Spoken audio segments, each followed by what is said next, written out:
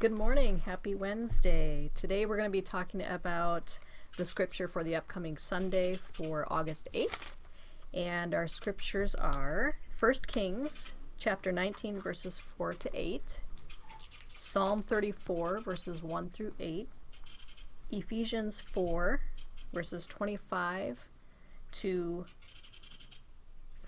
chapter 5 verse 2, and then John 6 verses 35 and then 41 to 51, which we did verse 35 last week. Right. But it continues, it starts there again this week, which I think just because it's a super important verse. Really. It is.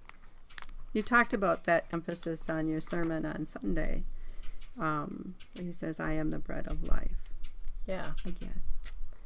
The bread of life.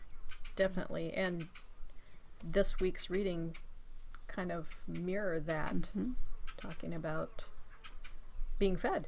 Being really. fed, yes. And so I looked at commentaries in both Kings and John and a little bit of Psalm and found it interesting, like you've often said, that when we start looking at these and we start digging into them, that you can never just read that verse. That then it kind of But what did sends I you. do? I only read that 4 to 8, and you went further this time. Well, in the commentaries it said really to understand this, and especially since, I haven't read the Bible from cover to cover. I haven't been studying it for a long time, so I didn't know the story of Elijah. And so just trying to summarize that story, the Bible, the verse in Kings that we read talks about how Elijah goes under a tree and prays to God to just take his life. He's done, he's tired, he just wants God to take him, and that the angel comes and taps him, and we'll get into that. But why does Elijah feel that way? You had to read before that to get the story that, Elijah was a prophet of God and did a lot of work for God. And at the time of his pastoring, really, he had to deal with Baal. Is that right? Yep. Baal, Baal. And that so many people were worshiping, the idol Baal. And so in my Bible, I went back and looked on this, and there were pictures, and it was very interesting.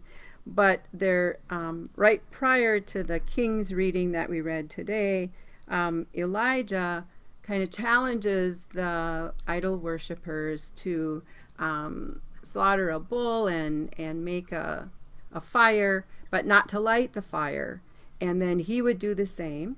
And then they would ask their gods, Baal and our God, to start the fire. And of course, the worshipers of Baal could not get Baal to do that, and Elijah could, even after he told them to put lots of water on it. So showing, the power of God. Power of God, yeah. Yep. And so Bible Olympics. It was. And so then what happened is that Elijah then asked all of these people that then believed in God to go get those that were still worshiping the idol and bring them to him. And then Old Testament stuff, Elijah killed them. And their leader, Jezebel, got very angry and said, now we need to kill Elijah. So this is where Elijah is. He's done what God has told him to do. And he's fleeing for his life. Yeah. So he lays down, and the angel touches him on his, and says, here is some food and water for you. And he eats, and he falls back to sleep. And the angel comes and touches him again and says, you need to eat more to sustain you for what you have to do. And there again, we have to read after. What does he have to do? He has to he goes up to the mountain. He has to travel, and he has to go up this mountain so he's able to see God. But during that, he doesn't eat for 40 days and 40 nights, which then It goes Goes back back into to those other Moses. stories. It goes back Ahead. forward to Yeah. Jesus Yeah. when he was being tempted. And so this commentary, one of the things that was interesting was that it talks about the importance of touch, and that angel touched Elijah, and even in that touch, that gave him strength and was able to give him sustenance, just not the bread and the water.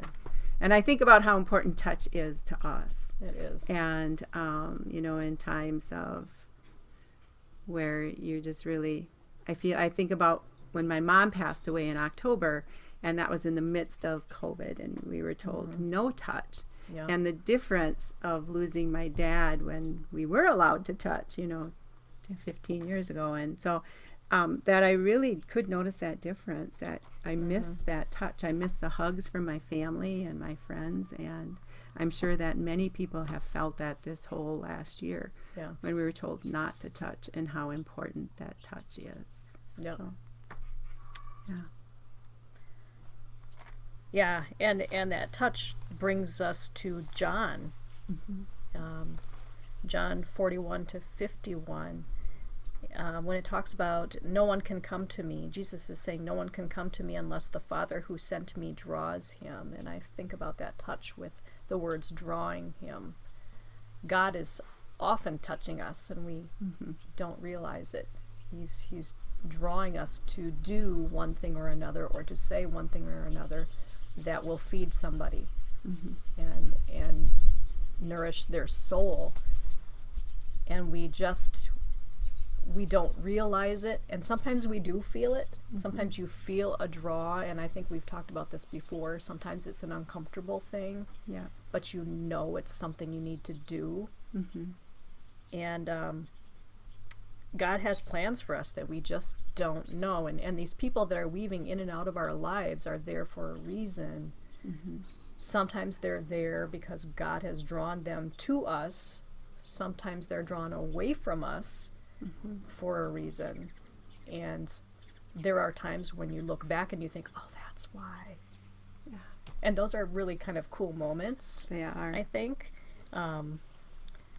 Also, Psalm, so I think about that as like nourishing food too. People Yes. who come in and out of your life, and they nourish your soul. Psalm 34, the last verse 8 talks Yes. about, it says Jesus is manna. Well, I guess I wrote Jesus is manna because that's what it's pulling that same scripture from last week in again this week. But verse 8 says, "Oh, taste and see that the Lord is good." Yes. So we're getting that nourishing soul food from Jesus again. Yes. And I think, too, that the gospel says Jesus is the living bread, and, that sustains. And Elijah got the bread from the angel, from God, that sustained him for 40 days. And that really, both of them, looking at the correlation, that really that bread of Jesus gives us strength for the journeys in our lives, no matter how difficult they are or overwhelming. And I think about last week when you had been, challenged to write the sermon, and which is always a challenge. Always. And then You're at a block Yep, until all of yep. a sudden you're not. Right. And then it became even more challenging because you had, that the journey in your life of struggling with, your dad's health. And so then that became even harder. Yeah. And so I just think about maybe that God allowed that to happen for you. He drew you to say, yes, I'll do the sermon this Sunday, Yeah. knowing what was coming for you. And you didn't, but Right. he did. And that text really maybe was just talking to you about saying, Tracy. It was, I think, because I had talked with my mom and my sister about, and my sister felt very panicked, and I really didn't. I mean, have been emotional and still am, but really inside I felt very calm. And I was thinking, am I missing something? Am I just not realizing what's happening? Is it not hitting me yet? And my mom said, no, you're trusting God. he was reminding you, I think, that that bread that he feeds you is going to sustain you through this, and he's Yep. going to hold you and hold your family tight. And He isn't does. that what God does? He so does. And then that's our end of our talk. So our time is done. And so fast. we hope that you too feel that draw that God does for us, and can look back in your life and Yep. see the times that God has put people and words just where you needed them to be Yeah. at the time That's you his needed touch. them. That's his hand on you. Yeah. And that you can hopefully see how you are sustained both physically and spiritually It happens. by God's bread.